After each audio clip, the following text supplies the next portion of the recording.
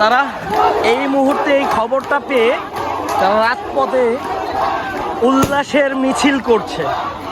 আপনারা জানেন পূর্বে কোটা আন্দোলন থেকে শুরু করে আজকের দেশের বর্তমান পরিস্থিতি। তো আমাদের দেশের ইতিহাসের প্রথম কালকে 101 জনের নিহতের খবর আমরা পেয়েছি। তো সেই বিষয় নিয়ে দেশ এবং জনগণ সবাই অনেকটাই ক্ষিপ্ত ছিল। ক্ষিপ্ত থাকার কারণে আজকে তারা গণভবন ঘেরাও করার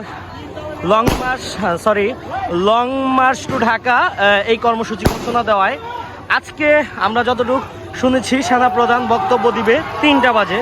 এখনো পর্যন্ত খবরের থ্রু কনফার্ম না, তবে এইখানে তাদের ধারণা যে তারা নেট বন্ধ করে ইন্ডিয়া চলে গেছে শেখ হাসিনা। এতে তারা বুয়া সুরে মিছিল করছে, উত্তাল করছে কালিকা প্রসাদ বাস স্ট্যান্ড, ময়মনসিংহ ভৈরব আঞ্চলিক মহাসড়কে।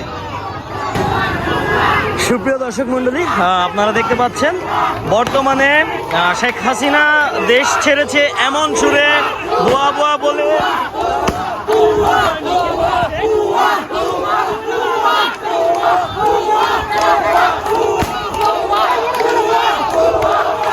তো বর্তমান পরিস্থিতি কালিকা প্রসাদের উত্তাল, সবাই বিজয় মিছিল করছে, আপনারা দেখতে পাচ্ছেন।